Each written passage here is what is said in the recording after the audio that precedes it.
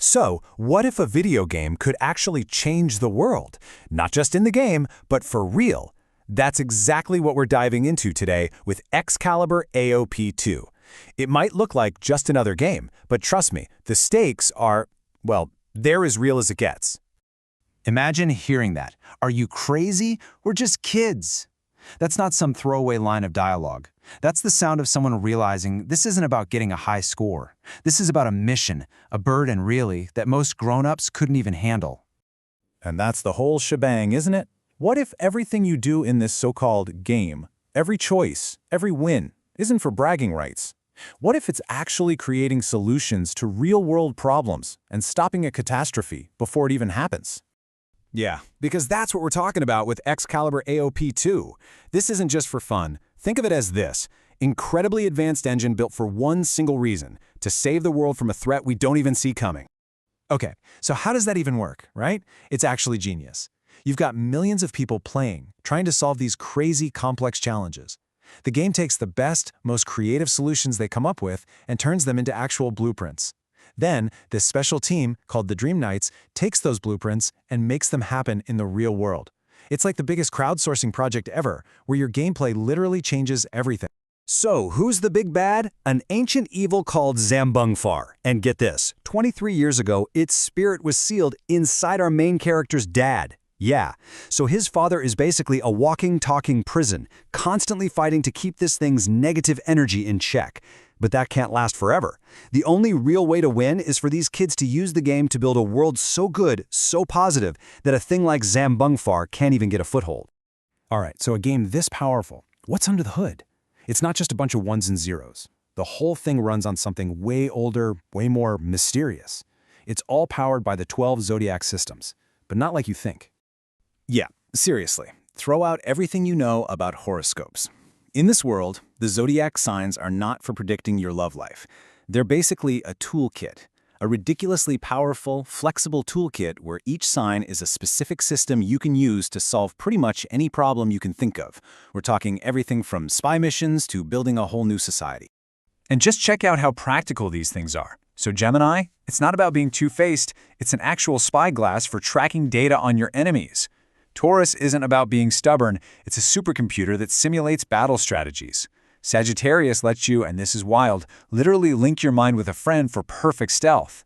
And Pisces? That's the master system, the one that pulls all the others together to manage your alliances. It's incredible. Okay, theory is great, but let's see this stuff in action. We're going to look at a case study from one of the game's big arcs, the feudal states era. And believe me, this mission was a real nail-biter. So here's the objective. You've got 4,000 villagers trapped in an enemy fortress. The catch? You can't just storm the castle. A straight-up fight is forbidden. You have to get all 4,000 of them out without a single battle. How do you even do that? The way they pulled it off is just wow. So, step 1. They use the Sagittarius system to mind link with a prisoner inside and get intel. Smart. Then they go for psychological warfare, sending a 13-day deadline hidden in a Christmas carol. Weird, right? But here's the absolute genius part. They weaponize allergies. They start sneaking something called Phoenix Tears into the prisoner's food, which makes the guards allergic to the prisoners. The guards can't even get close to them. Then they use Pisces to get allies to dig tunnels and pump even more of the stuff into the fortress. The escape itself was a masterclass in chaos. Camouflage, decoys, and a solar flare to act as an EMP. Total blackout. Incredible. But okay, the war is won. The prisoners are free. Now what? This is where the game does something amazing. It pivots. It goes from a war game to a city builder. This next part shows how those exact same tools of war get turned into tools for creating a brand new civilization. And this slide, this is the big aha moment. Remember Taurus, the war simulator? Now it's planning farms and roads. Gemini, the enemy tracker. It's now a system for organizing libraries and knowledge. Capricorn, which was for taking back land, it's now for planning how a society grows. And Libra, for analyzing enemy intel, that becomes the basis for their entire legal system. It's the ultimate swords to plowshares moment, but powered by metaphysics. So you have 4,500 people. How do you even start to organize them? Well, they created something called the 12 Noble Professions, and each one is linked to a zodiac system. And look at the priorities here. A whole third of the population is working on food and medicine. They knew they had to get the basics right first. Food, health, safety. That's how you build a society that lasts. And the level of detail is just insane. They didn't just assign jobs randomly. They scanned people for their natural affinities. So everyone ended up doing something they were good at and actually enjoyed. And what happens when you do that? You create an economy where there's no hunger. And because there's no hunger, crime plummets. They built laws, parks, and then they started building gliders to explore the world. They weren't just surviving. They were aiming for a full-on utopia. Okay, so all of this, the game, the Zodiac, building a civilization, it all leads to one final, huge, mind-blowing idea. We've seen that the game changes the real world, right?